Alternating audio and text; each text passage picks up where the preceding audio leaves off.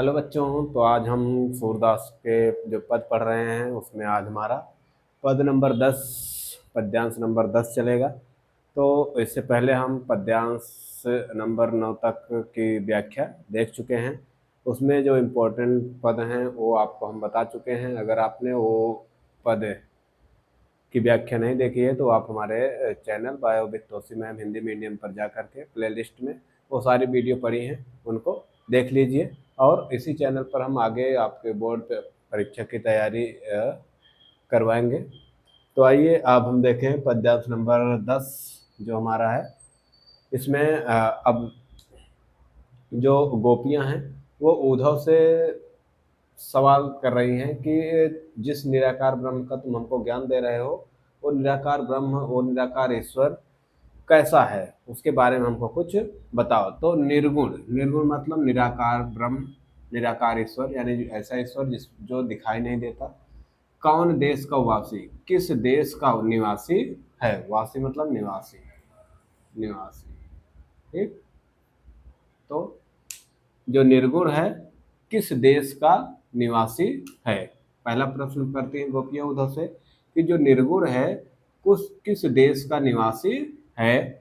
मधुकर, मधुकर आया उद्धव के लिए। ठीक। उद्धव कह समझाए, कह करके हमको समझाइए। सौहदय, सौगंध दे रहे हैं हम तुमको। हे उद्धव, हम तुमको कसम दे रहे हैं, सौगंध दे रहे हैं कि तुम कह करके हमको समझाइए अपने निराकार ईश्वर के बारे में।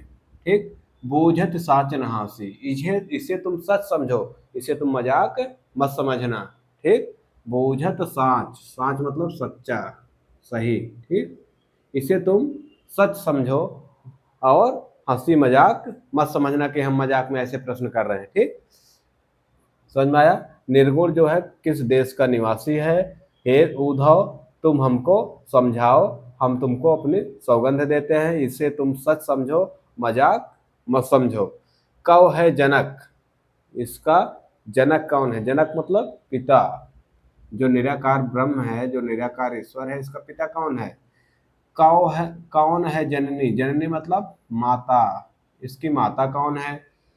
कौन नार, नार मतलब पत्नी, इसकी पत्नी कौन है। जो निराकार ईश्वर है तो उसके उसके पिता कौन है, माता कौन है, पत्नी कौन है। को दासी, उसकी सेविका कौन है ना, उसकी दासी कौन है। ये प्रश्न पूछती हैं कि उसके पिता कौन है, उसकी माता कौन है, उसकी पत्नी कौन है, उसकी दासी या सेविका कौन है उस निराकार ब्रह्म की। केशो वर्ण, वर्ण मतलब उसका रंग रूप कैसा है। ठीक। गोल गोरा है, काला है, तो किस वर्ण का है वो। श्याम वर्ण का है कि गौर वर्ण का है, यानी शरीर का उसके रंग कैसा है। भेष, किस प्रकार का भेष है, किस प्रकार की वेशभूषा वो धारण करता है। ठीक। उसका वेश कैसा है। ठीक। किह रस में अभिलाषी, किस रस में उसको आनंद मिलता है, किस रस का अभिलाषी है, किस रस को चाहने वाला है। ठीक। यहाँ तक समझ में आया। किह रस में अभिलाषी, किस रस में उसको ज्यादा आनंद प्राप्त होता है।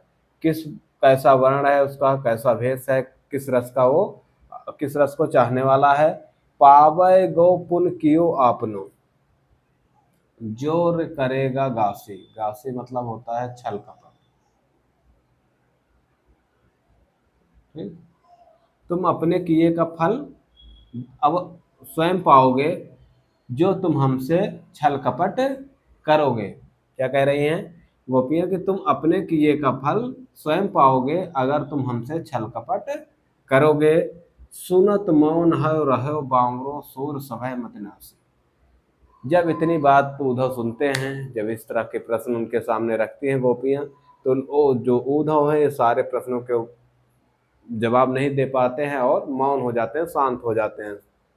फिर इतना सुनते हैं उद्धव जो है शांत हो जाते हैं और पागलों की तरह खड़े हो जाते हैं। सूरदास जी कह रहे हैं कि जो उद्धव हैं उनकी जो बुद्धि है वो नष्ट हो जाती है, उनका जो ज्ञान है सब कुछ नष्ट हो जाता है, वो गोपियों का जवाब देने में असमर्थ हो जाते हैं। अब देखो एक बार इसकी हिंदी। निर्गुण किस देश का निवासी है। ये उद्धव हमको समझाइए, हम तुमको अपने सौगंध देते हैं, इसे तुम मजाक मत समझो, ये इस बात को तुम सच समझो, मजाक मत समझो।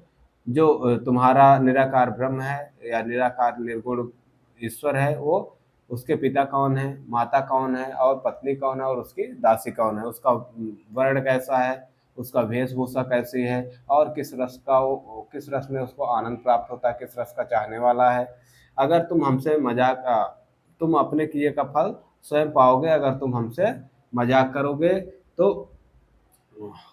हाँ, तुम अपने किए का फल स्वयं पाओगे अगर तुम हमसे छल कपट करोगे। इतनी बात सुनते ही जो उद्धव थे मौन हो गए और पागलों की तरह खड़े हो गए। सूरदास जी कहते हैं कि गोपियों के प्रश्न सुन करके सूरदास की जो बुद्धि थी वो नष्ट हो गई, वो शांत हो गए। ठीक है, इतना समझ में आया। पद्यांश नंबर 10 आपको समझ में आया। ये एग्जाम की दृष्टि से बहुत ही महत्वपूर्ण पद्यांश है। पद्यांश नंबर 2 कई बार एग्जाम में आ चुका है आपके बोर्ड के एग्जाम में, तो इसको अच्छे से याद करना। वैसे हमें नहीं लगता कि अब आपको कोई दिक्कत होगी, क्योंकि जितने भी कठिन वर्ड थे सबके अर्थ हमने अलग अलग से बता दिए। तो आपको थोड़ी सी हिंदी बनाने में, इसकी व्याख्या करने में थोड़ी सी कम कठिनाई होगी। अब देखो अगला पद्यांश है। अब उद्धव जो है वो गोकुल छोड़ करके जाने लगे।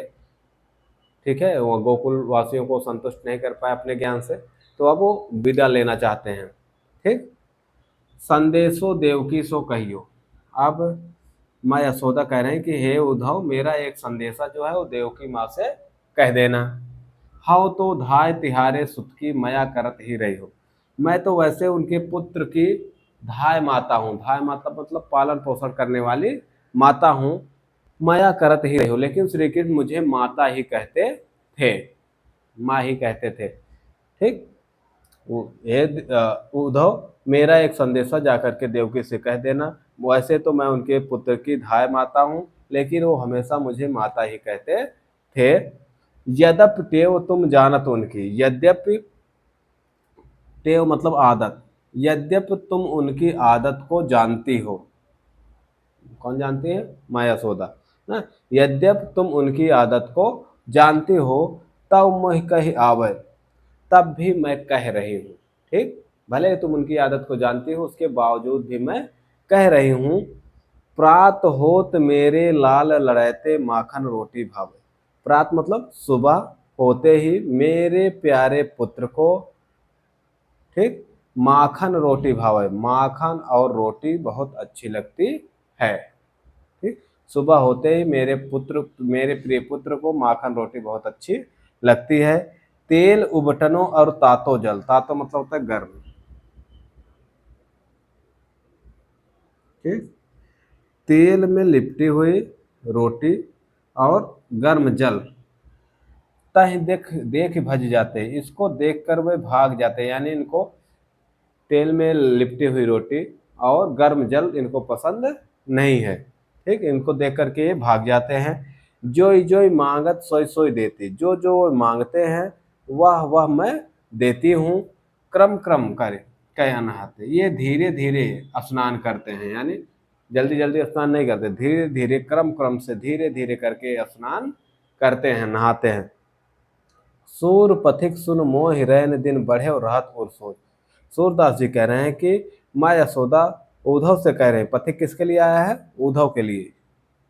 पथिक आए चाहे आपका मधुकर आए, सब उद्धव के लिए ही है। ठीक, सूरदास जी कहते हैं कि माँ यशोदा उद्धव से कहते हैं कि हे उद्धव सुनो, मुझे रात और दिन मेरे हृदय में बस यही चिंता रहती है कि मेरे अलग लड़ाई तो मोहन है ही करत संकोच।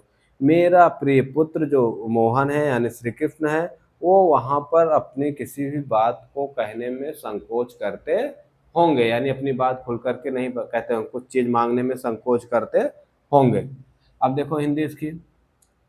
मैं यशोदा जो है वो उद्धव से कह रहे थे कि हे उद्धव, मेरा एक संदेशा देवकी जी से कह देना। वैसे तो मैं उनके पुत्र की धाय माता हूँ, लेकिन वह हमेशा मुझे माँ ही कहता था। यद्यप तुम उनकी आदत को जानती हो, फिर भी मैं कह रही हूँ। सुबह होते ही मेरे पुत्र को माखन रोटी बहुत अच्छी लगती है। तेल में लिपटी हुई रोटी और गर्म जल देख करके वह भाग जाते हैं, यानी तेल में लिपटी हुई रोटी और गर्म जल देख करके वो वो भाग जाते हैं, यानी ये चीज़ें उनको पसंद नहीं है। जो जो वो मांगते हैं वह वह मैं देती हूँ, क्रम क्रम से वह धीरे धीरे करके स्नान करते हैं। सूरदास जी कहते हैं कि माँ यशोदा उद्धव से कहती हैं कि हे उद्धव सुनो, मेरे हृदय में हमेशा दिन रात यही चिंता रहती है कि मेरा प्रिय पुत्र जो है श्री कृष्ण यानी मोहन, वहां पर किसी भी बात को कहने में या किसी चीज को मांगने में संकोच करता होगा। तो आज आपका पद जो है सूरदास का वो उसकी व्याख्या समाप्त हो गई। आप लोग अगर इसके प्रश्नोत्तर या इसके जो पद्यांश एग्जाम में आते हैं अगर कहेंगे तो मैं उनको हल करवाऊंगा, नहीं तो फिर अगला पाठ जो है वो स्टार्ट करेंगे। तुलसीदास का जो बनपथ पर और धनुष भंग है उसकी व्याख्या हम शुरू करेंगे अगले दिन। तो अगर आप लोगों को इसमें प्रश्नोत्तर करने हैं या किस तरह से प्रश्न आपके एग्जाम में पूछे जाते हैं वो सब अगर आपको जानना है तो आप कमेंट करके बता दीजिएगा कि सर एक बार हमको जो पद्यांश आते हैं एग्जाम में उनका प्रारूप बता दीजिए, किस तरह से पद्यांश पूछे जाते हैं और किस तरह से उनके प्रश्नोत्तर हमको हल करने हैं। तो हम आपको एक दिन इस पाठ का जो पद्यांश है उसको हम हल करवा देंगे। तो चलिए ठीक है, आप लोग हमारे चैनल को ज़्यादा से ज़्यादा सब्सक्राइब करवाइए ताकि और लोग और बच्चों का भी भला हो सके।